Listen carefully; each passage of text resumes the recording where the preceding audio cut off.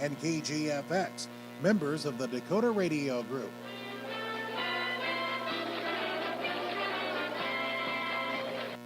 "7:30 on a Friday is the 10th of August, and we're broadcasting live from the CHS studio. Come see the cooperative difference at CHS, with locations throughout central South Dakota and southern North Dakota. It's time for the Friday edition of People in the Neighborhood, proudly brought to you by Vilas Pharmacy and Lee Real Estate.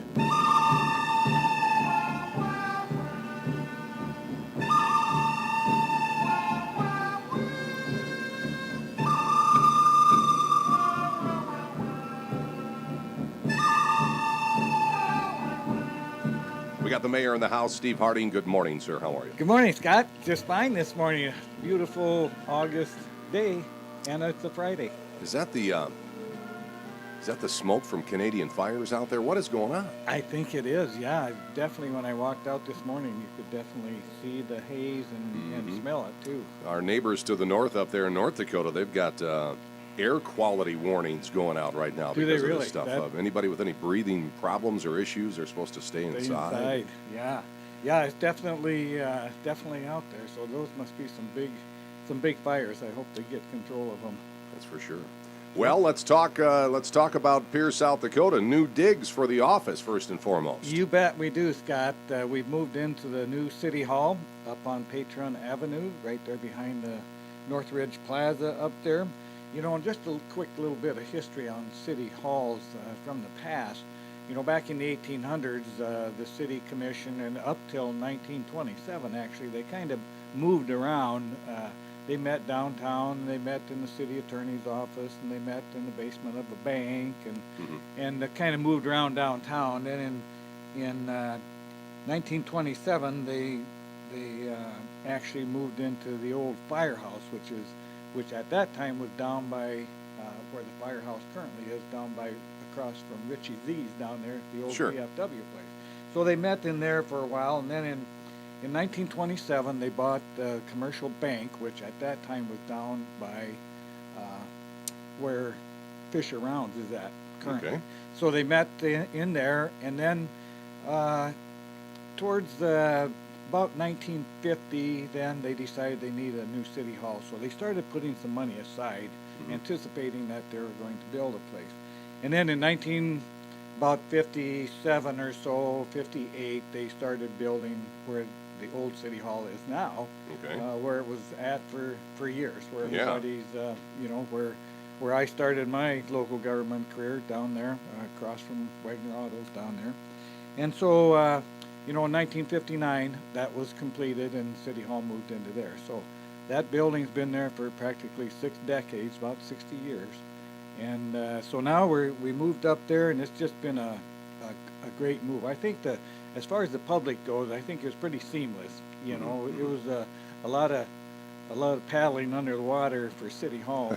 I bet. We did a lot of move, when you think of all the technology things that we have nowadays, and all the wiring for computers and phones and everything.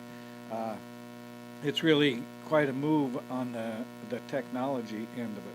But I think we got everything moved. We had our first commission meeting there last week. That went good. There's a few things that, we're finding as we get settled in there that we need to adjust and everything. But really, it's been a great move. It's a great facility. We're going to have an open house once we get organized and everything put away like it should be. We're still moving a few things out of the old building. So once we get that done, we'll have an open house, invite the public up to take a tour of the whole facility. We will be there. Yeah, as far as efficient of operations and welcoming to the public, and it's just really been a great thing and something that the city can be proud of. Definitely, yeah. And it adds to the history, too, and it's very impressive that you've got that whole historic lineup and everything. Folks need to remember that. Don't forget those things. That's really true, and I really didn't realize it all either until we were going to make the move, and we decided, let's find out the history of it. And thank you to the Cultural Heritage Center up there. They did a great job helping us with finding some documentation and some old pictures and things like that. And we've documented the old City Hall now down there where it is now.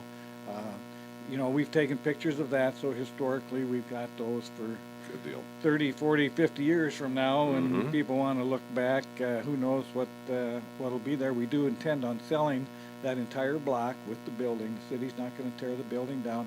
That may still have some type of use for something, who knows, but for city operations, it wasn't the best, as we've stated in the past. So we've got that historical documentation for the future generations That's excellent. that come after us.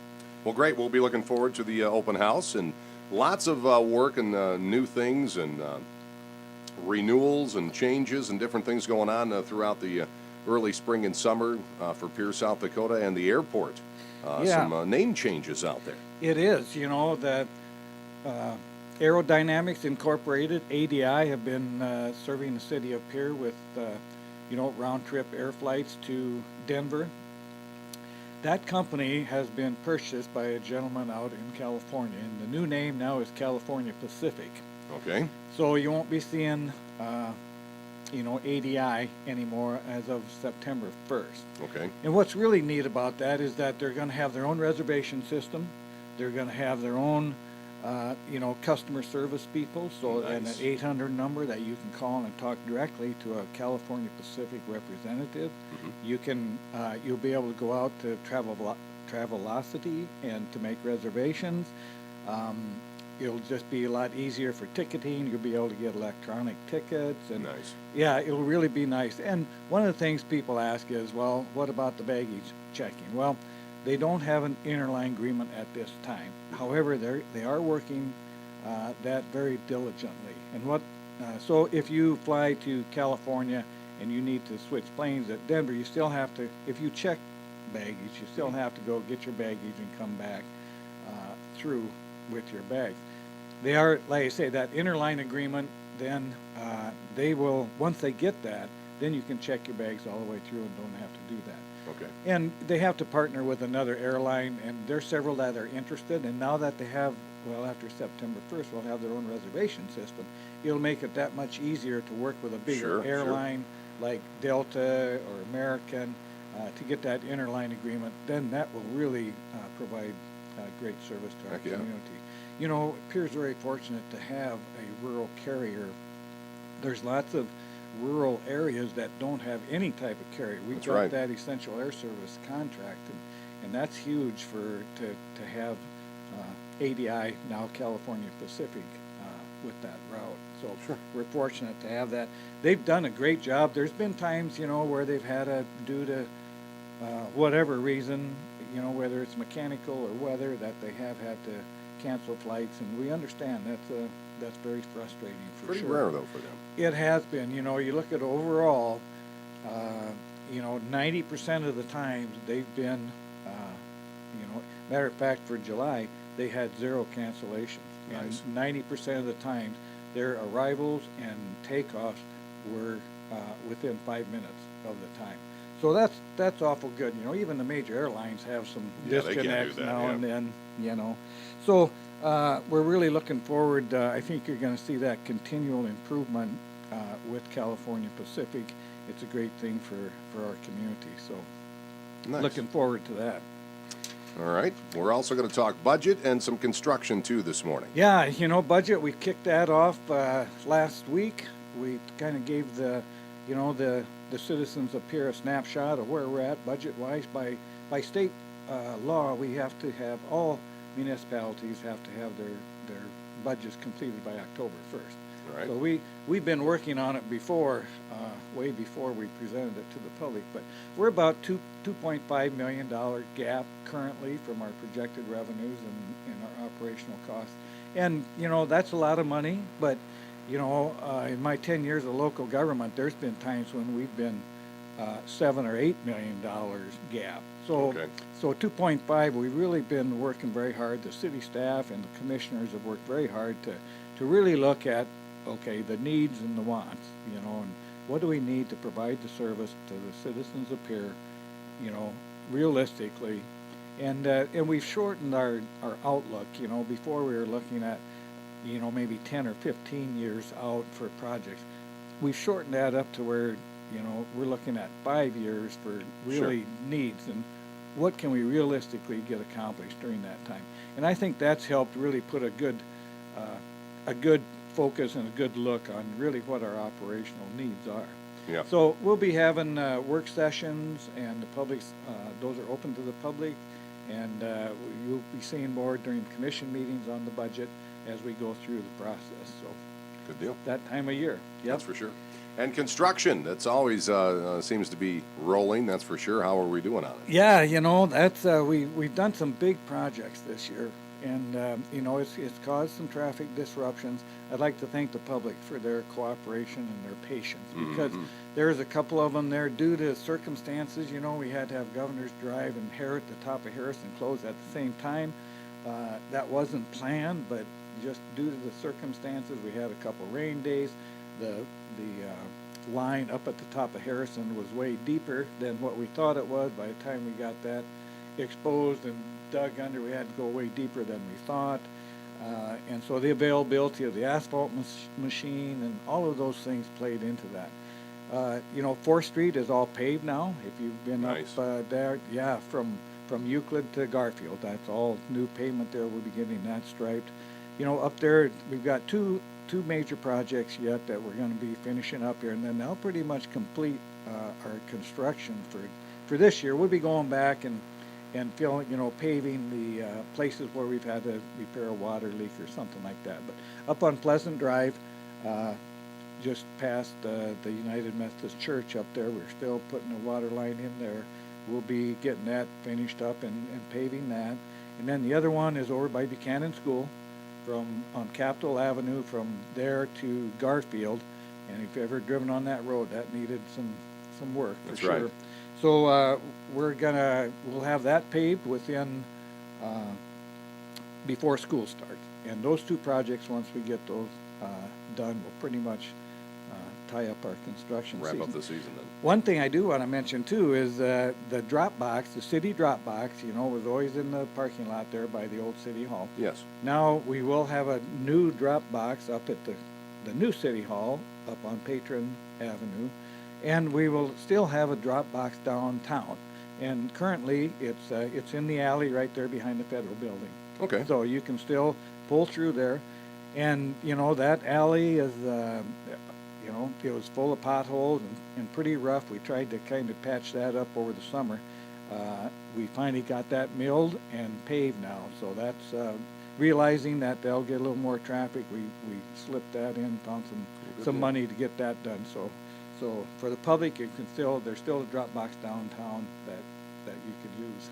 A great update for Yep. sure. Yep. Let's switch gears just a little bit and talk about gears. Those Street Masters, big weekend coming up. It isn't is, yep. I'm a member of the Street Masters, and this is the big dam run that we have every year. So there's going to be some really, really nice looking classic cars and trucks and all kinds of fun stuff. So, yep, tonight you can go to the Gearhead reunion down on Main Street. All 6 the cars. o'clock. Yep, 6 o'clock, 6 till 9. The cars will be down there, and the owners will be down there, and they love talking cars and showing you what they've done. And Comparing tattoos. yep, exactly. And then tomorrow, we've got the gravity drag races, and what that is you can have your motor running, but you have to have it in neutral, and it's just so that you can steer. And they'll be up there on Governor's Drive. And then tomorrow, if you can't get downtown tonight, tomorrow at 1 o'clock, we have the show and shine in front of the Capitol building there from 1 till 3. So you've got an opportunity to go down there and take a look at all the cars. And there's really some nice ones. In the past, we've had 80 to 90 cars. They come from all over the place. And then we have the dam run. We go through the Farm Island campground, and then we go out to all the campgrounds, number 1, 2, and 3 out of the dam.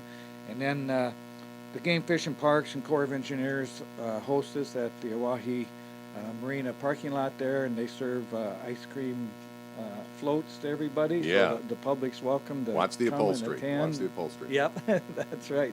So it'll be a fun weekend. You'll see lots of cars around town driving around too. So don't be afraid to if they're at Dairy Queen or wherever, stop by and visit with them, because they sure will tell you all about their car and what's done. There's some interesting stories and history that go with some of those cars too. So it'll be a fun weekend. So look forward to lots lots of neat vehicles in the community. Just another one of those interesting and great things that takes place right here, Capital City, Pierre, South Dakota. Absolutely. Street Masters coming up this weekend, folks. Mayor, thank you so much for coming in. As always, a great conversation with you today, packed with information.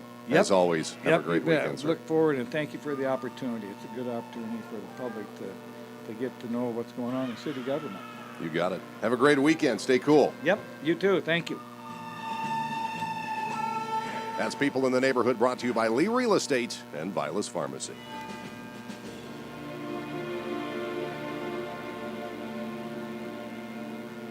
This is Meredith Lee, broker-owner of Lee Real Estate. Did you know that we now have 7 realtors to help you buy or sell your home? So when your Lee